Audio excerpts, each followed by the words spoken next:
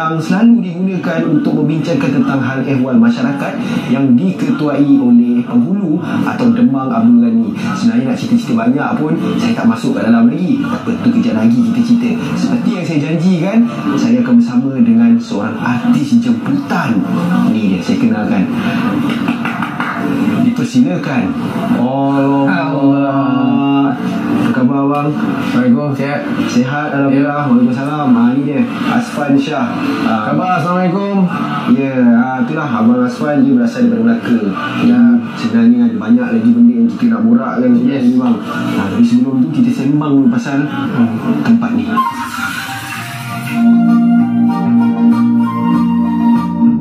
Rumah penghulu Abdul Ghani bin Abdul Majid di Melimau, daerah Jasin, Melaka ini adalah antara rumah tradisional Melayu yang tertua dan tercantik di negara ini. Ia menggabungkan gaya seni bina Melayu, Cina dan Eropah.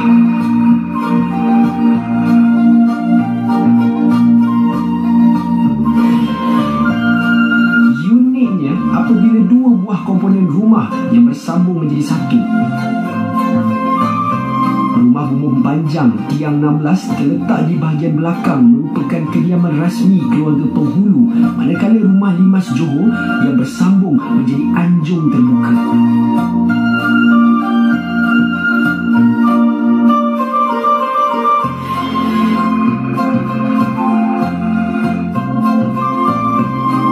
Belakang dan rumah dapur dipisahkan dari rumah ibu dengan sebuah halaman dalam. Ia mempunyai dua buah pintu masuk di sebelah sisi dan belakang dengan reka bentuk Cina berbumbung genting Belanda.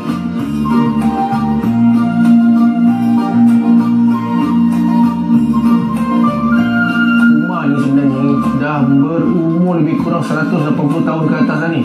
Tahu tak maksud Demang tu? Tak tahu. Di antara penghulu-penghulu, dia ketua. Demang tu penghulu ramai dia ketua. Dia kalau ada kosong betul lah, dia boleh cakap kalau ni dia boleh bagi satu. Okey, aku punya macam ni, kau boleh dengar macam tu lah.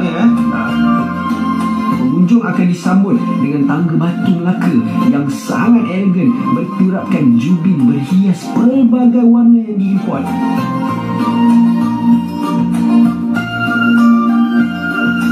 Ia diapit oleh dua buah kolam air serta tiang berhias sebiji buah nenas sebagai lambang kemakmuran di kiri dan kanan tangga.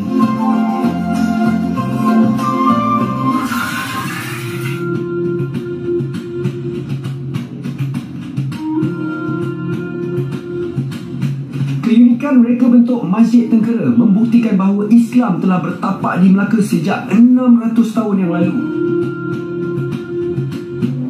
Pada asalnya diperbuat daripada kayu dengan atapnya daripada daun nipah dan tiangnya daripada kayu belian atau ulin yang diimport dari Kalimantan, Indonesia. Masjid ini telah diperbaharui dua kali pada tahun 1860 dan 1910. Nama Tenggera berasal daripada perkataan Portugis yang bermaksud benteng pertahanan. Masjid bersejarah ini dibina oleh seorang pedagang dan ulama dari India, iaitu Muhammad Saleh pada zaman pemerintahan Belanda.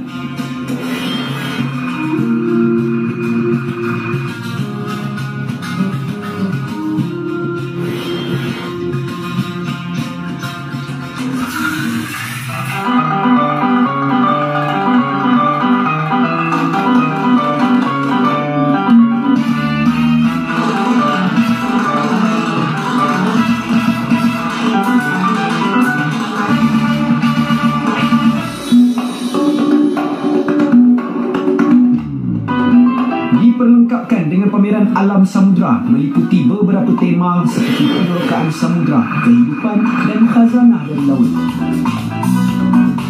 Museum ni dia menunjukkan banyak lah macam ni yang most saya tengok macam perdagangan lah yang berlaku, transaksi yang berlaku di Melaka lah kan. Ruang pamerannya menggunakan teknologi audio dan pencahayaan khas yang moden, antaranya lukisan, peta lama, model kapal dan artifak berkaitan maritim dan perdagangan di Melaka.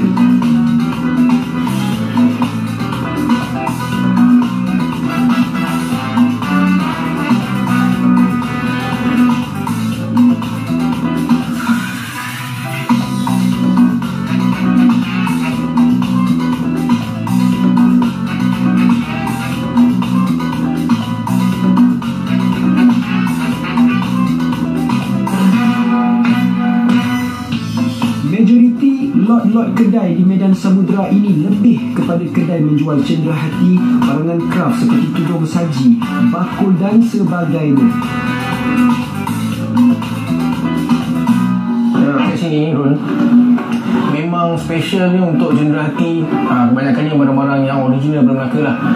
Apa special ni Melaka? Dia punya signature dan satu di dalam botol. apa tu?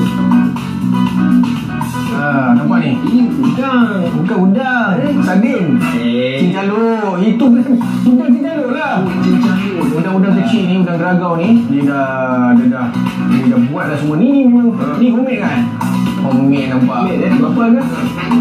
RM5. Betul. RM5 sebotol. Murah ni. Dan ni memang kena beli. Lepas tu belacan-belacannya pun baik. Konsepnya, kedai cenderahati di sini sama juga seperti di Pahlawan Walk. Cuma pilihan kedainya lebih sedikit. Bagi yang bercuti dekat Melaka secara bajet tu, singgahlah berjalan, makan dan beristirahat dekat sekitar Medan Samudera.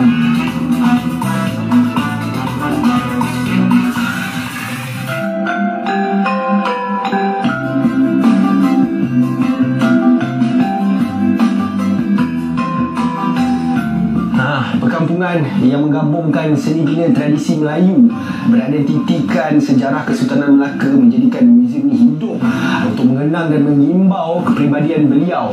Nampak tersegar indah komplek perkampungan Hang Tuah yang dibangunkan oleh Kerajaan Negeri Melaka untuk jasa 5 bersaudara.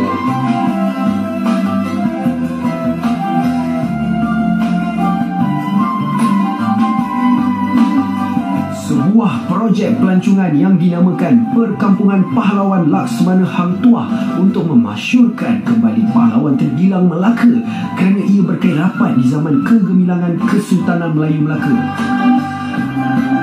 15 ke 20 patah perkataan lah, jangan banyak-banyak sangat lah. Itu pun banyak bagi aku tu. Banyak. Okey, pendapat abang tentang tempat ni, Perkampungan Hang Tuah ni.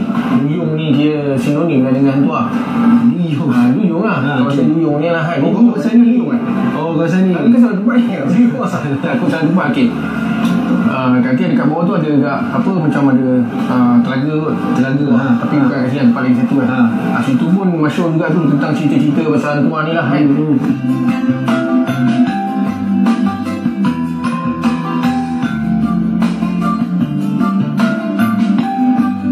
Kampung Duyung dipilih kerana ia dipercayai merupakan kampung asal dan tempat Hang Tuah bermastautim, selain menjadi sebutan dalam hikayat lama seperti legenda Sungai Duyung.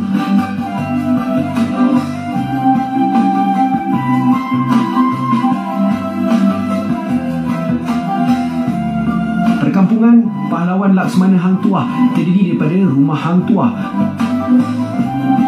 Rumah Hang Jebat, Rumah Hang Kasturi, Rumah Hang Lekir, Rumah Hang Lekiu, Rumah Tradisional Melayu, Muzium Hang Tuah, Auditorium, Balai Adat Pusat Tenun Melaka dan pentas kebudayaan.